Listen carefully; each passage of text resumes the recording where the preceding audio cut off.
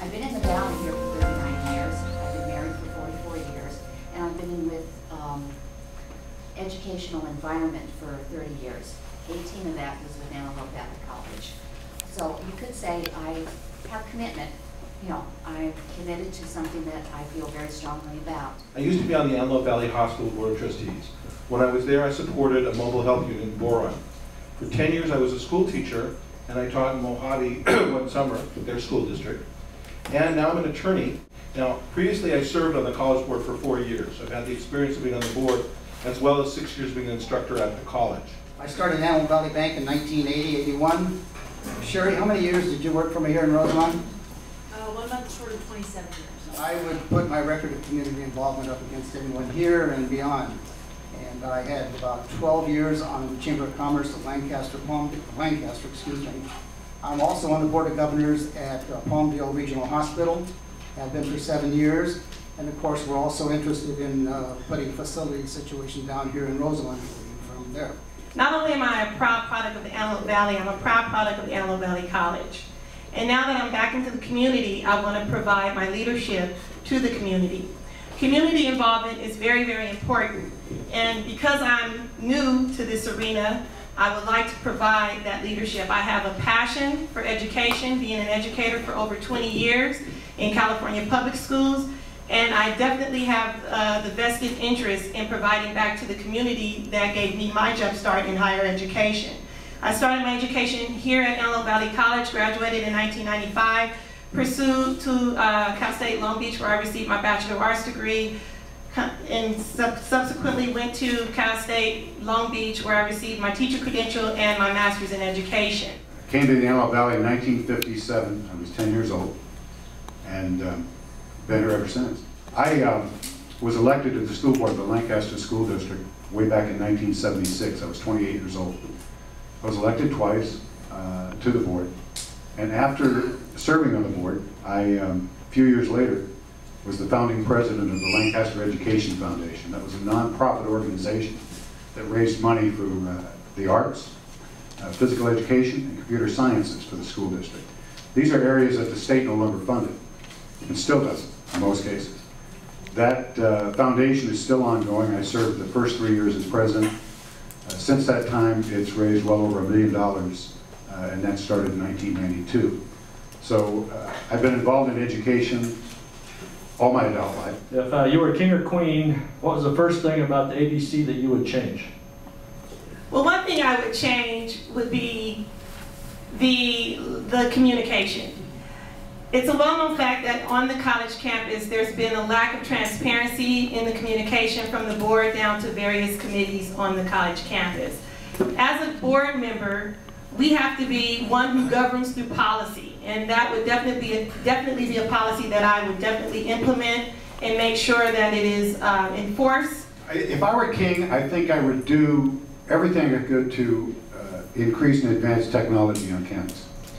You know, looking over the campus, they're a little bit behind technology-wise. Give you an example.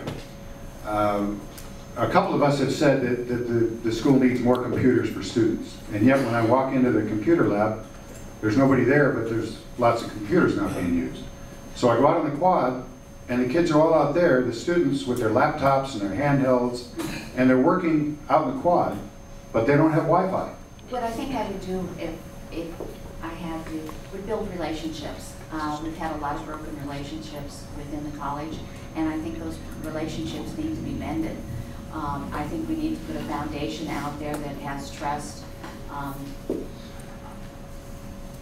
integrity, communication, you know, so that we can build on that. As far as what I would do, how do I count the ways? Right now, you used to have 40 tutors per hour. Now you have 40 tutors per week available to the students. We're cutting services when we should be enlarging. What would I do? I'd reinstate all the classes and look for more of what you want. What do we need to do? The administration needs to listen carefully. Work with us together, because you get more working together than you do apart. But listen to what our community wants, what you need. One of the things we'll be looking at in the next year would be, Jackie Fisher will be retiring. We'll be looking for a new superintendent at the college. And that's one of the biggest goals and challenges we're going to have, besides the budget. Even though I think we've got the budget under pretty good control. But this situation of all the groups working together toward the common goal is what's necessary. Let's say the college takes a major cut, say 20%. What would you do as a board member? At this point is the college has set up 3 scenarios.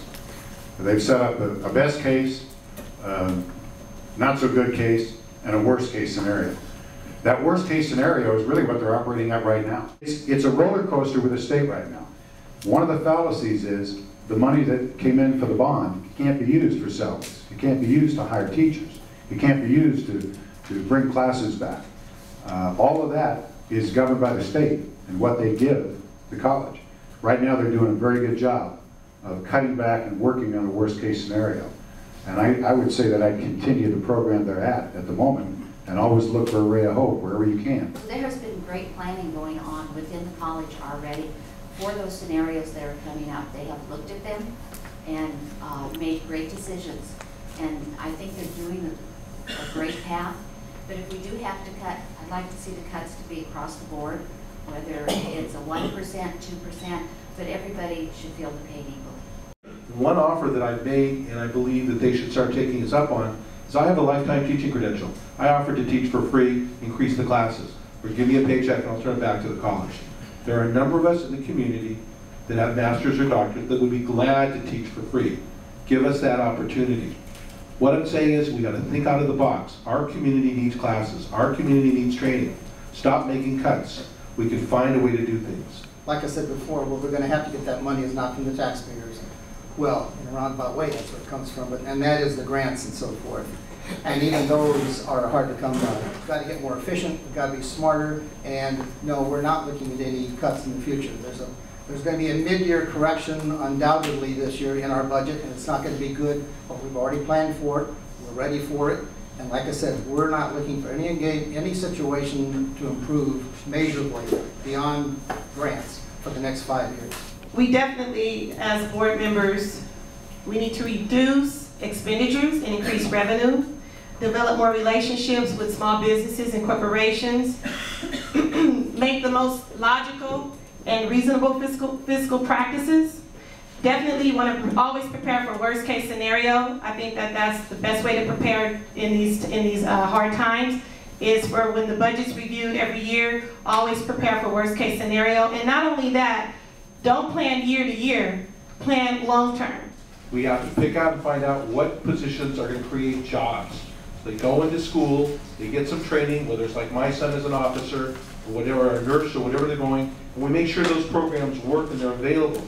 So our kids have an opportunity. The same opportunity we've worked so hard for them to have. If I'm elected, I have some goals, and I'd like to share those goals with you. To work with other board members, campus leadership, students, faculty, and staff to make fair and unbiased decisions. To promote leadership that encompasses the needs of all constituencies, groups, equitably and fairly. To foster sound fiscal policies, especially in times of economic downturn.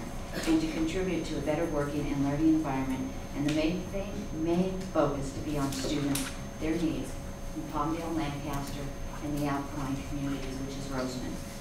I'm not going into this as an incumbent or as a past board member or as a past employee, so I don't know about this transparency problem.